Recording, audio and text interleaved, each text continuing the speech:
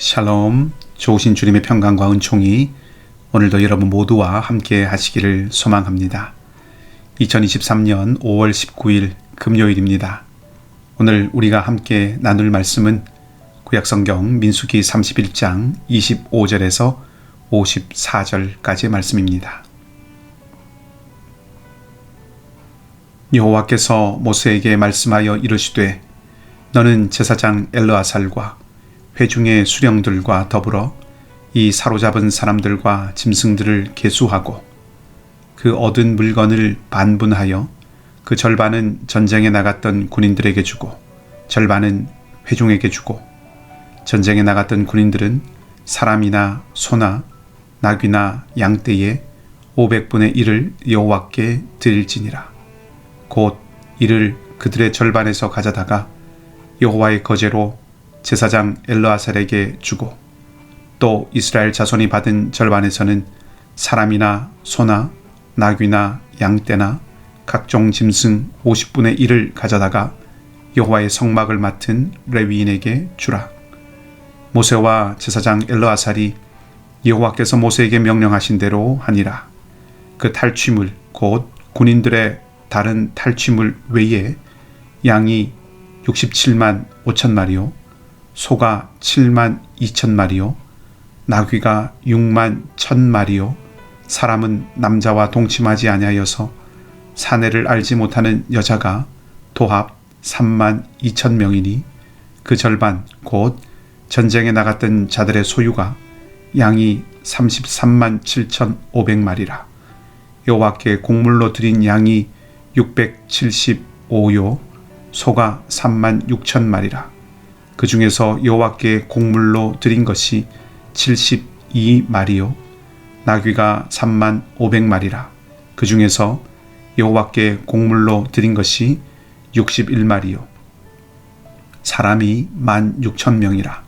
그 중에서 여호와께 곡물로 드린 자가 32명이니 여호와께서 거제의 곡물로 드린 것을 모세가 제사장 엘르아살에게 주었으니 여호와께서 모세에게 명령하심과 같았더라.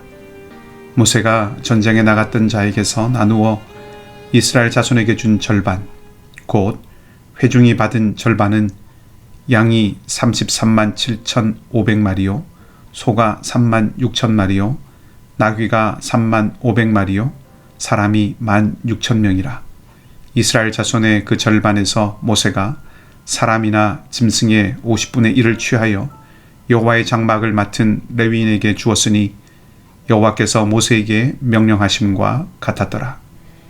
군대의 지휘관들 곧 천부장과 백부장들이 모세에게 나와서 모세에게 말하되 당신의 종들이 이끈 군인을 계수한즉 우리 중 한 사람도 충나지 아니하였기로 우리 각 사람이 받은 바 금패물 곧 발목고리 손목고리 인장반지 귀고리 목걸이들을 여호와께 헌금으로 우리의 생명을 위하여 여호와 앞에 속죄하려고 가져왔나이다. 모세와 제사장 엘르아살이 그들에게서 그 금으로 만든 모든 폐물을 취한즉 천부장과 백부장들이 여호와께 드린 거제의 금의 도합이 16,750세겔이니 군인들이 각기 자기를 위하여 탈취한 것이니라. 모세와 제사장 엘르아살이 천부장과 백부장들에게서 금을 취하여 회막에 들여 여호와 앞에서 이스라엘 자손의 기념을 삼았더라. 아멘. 어제 본문에 이어서 전리품을 분배하는 것에 대한 이야기가 이어지고 있습니다. 이스라엘이 노획한 전리품은 그 양이 어마어마합니다. 양이 67만 5천 마리, 소가 7만 2천 마리, 나귀가 6만 1천 마리나 됩니다. 그리고 아직 결혼하지 않은 여성들도 포로로 잡혀와 있습니다. 전리품은 전체를 둘로 나누어서 절반은 전투에 참가했던 군인들에게 주고 나머지 절반은 회중들에게 줍니다. 이때 제사장은 군인들로부터 500분의 1을 받고 레위인들은 백성들로부터 50분의 1을 받습니다. 이스라엘이 제사장과 레위인들을 잊지 않고 지원해야 한다는 가르침에 순종하고 있음을 보여줍니다. 이스라엘 사람들이 하나님께 순종하고 있다는 것은 하나님께 드리는 속죄의 예물로도 나타나고 있지요. 48절 이하의 말씀을 보면 싸움에 참가했다가 돌아온 지도자들인 천부장과 백부장들이 군인들을 무사히 지켜주신 하나님께 속죄의 제물을 바칩니다. 미디안과의 전쟁에 참여했다가 돌아온 군인들이 바친 예물을 속죄를 얻기 위한 목적으로 드린 것입니다. 이 예물은 전쟁에 이긴 것에 대한 감사의 예물이 아닙니다. 거룩한 전쟁이지만 사람을 죽이는 일은 부정을 낳습니다. 그래서 어제 본문에서도 정결례를 행한 것이죠. 전리품에 대해서도 동일합니다. 전쟁에서 얻은 것이기 때문에 부정하고 또 그 오염된 부정을 씻기 위해서 속죄의 예물로 드리는 것입니다. 모세와 엘르아살은 이것들을 이스라엘 자손의 기념물로 삼았습니다. 이 이야기는 민수기 13장과 14장에 나오는 이야기인 가나안을 정탐했다가 낙심한 옛 세대의 실패와 대조를 이루는 이야기라고 할 수 있습니다. 그때도 지금처럼 이스라엘은 가나안의 문턱에 있었습니다. 그러나 거기에서 가나안으로 곧바로 가지 못했지요. 왜냐하면 정탐꾼들의 보고가 온 이스라엘에 부정적인 영향을 끼쳤고 이스라엘은 오히려 그 때문에 하나님을 신뢰하지 않고 낙담하고 말았기 때문입니다. 그래서 그때부터 광야를 이리저리 유랑하게 되었습니다. 하지만 오늘은 다른 이야기를 전해줍니다. 새 세대 이스라엘은 약속의 땅 문턱에서 하나님의 말씀에 순종하여 엄청난 승리를 맛보게 됩니다. 옛 세대와 다른 새로운 새 세대 이스라엘의 모습을 보여줍니다. 이스라엘 자손을 위한 기념물로 삼았다는 구절에는 바로 이런 의미가 담겨 있는 것이죠. 또 한 가지 49절에 이스라엘 군인 중에 한 사람도 충나지 않았다는 보도가 있기 때문에 말씀을 드린다면 민수기 1장에서 25장까지가 옛 세대의 죽음을 여러 차례 보도하고 있는데 반하여서 새로운 세대의 이야기라고 할 수 있는 26장에서 36장까지는 죽음에 대한 언급이 없습니다.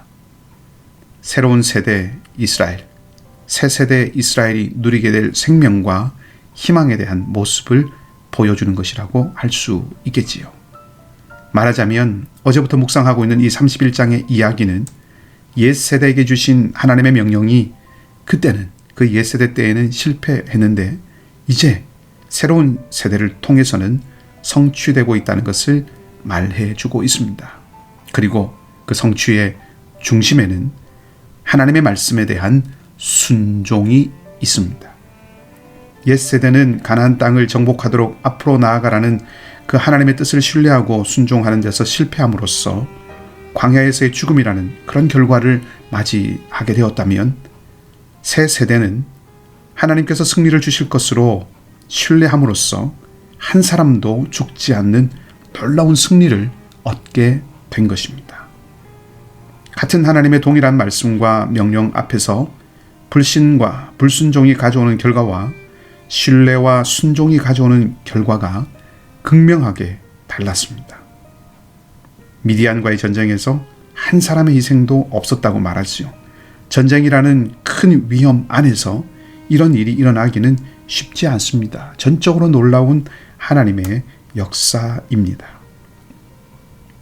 오늘 본문은 하나님의 말씀과 그 말씀에 순종하는 것이 생명을 지키는 길임을 보여줍니다.